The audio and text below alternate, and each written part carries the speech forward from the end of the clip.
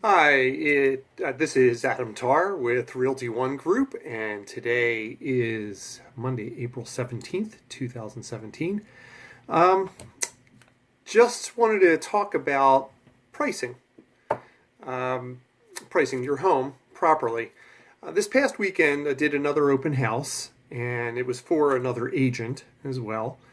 And afterwards, I gave him some of the feedback I was hearing about the property, not only my own, but what I was hearing from people that came through. And basically, the response I got was it's a 7.5 house priced as a 9.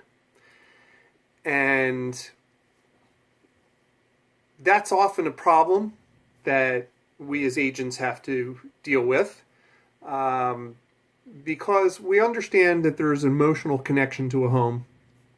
Sometimes it's not just the emotional, it's that, hey, I spent $40,000 in upgrades and I expect to get $40,000 back. And so it's worth more than, other homes in the neighborhood.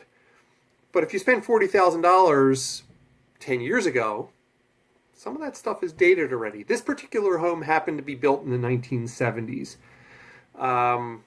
It had some interesting updates about 10 years ago that are definitely not in style now.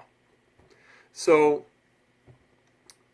when an agent basically sits down and discusses pricing, it's usually, we have to come at it from a very specific standpoint. There's no emotion involved. We're here to help a seller sell their home at the best possible price, but that's contingent upon the condition of the home, the features of the home, the competition in the neighborhood, and what things have sold for already, because it still has to appraise.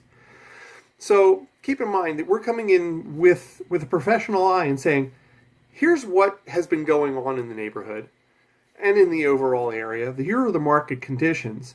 I appreciate that you want this dollar amount, but it's not feasible based on what you have. Now, that doesn't happen every time, because there are plenty of times I've gone into a listing appointment and it's a fantastic house, and the sellers are right on target with me in what I'm talking about in pricing, because whether they've done any research or they just feel comfortable that I'm providing them with the right data so they can make an educated decision on what to do.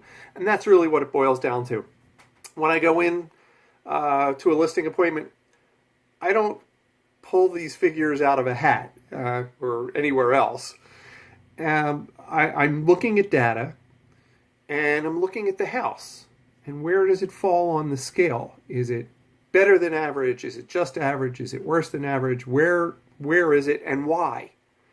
And I explain that. So hopefully this helps. When it comes time for you to sell your home, there are a lot of different things to consider.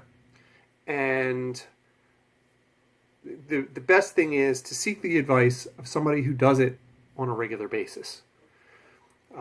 We have to look at it without that emotion, because we're here to do a job for you, and that's to get it sold and make you happy. I've looked at negotiations as a win-win. I just want my client's win to be a little bit in capital letters.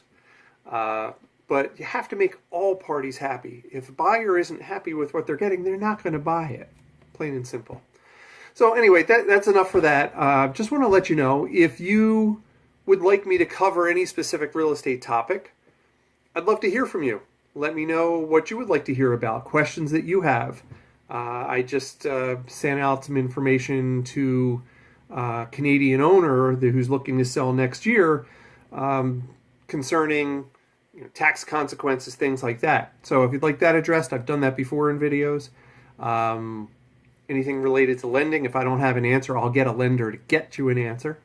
But anything related to real estate that I can help, feel free to contact me, 480-236-7374. My email is adam@weareazrealestate.com. You're going to find it if you see this video. Anyway, hope this was a help. Hope you enjoy it, and look forward to Talking to you again soon. Again, I'm Adam Tarr, Realty One Group, Scottsdale and Phoenix. Have a fantastic day.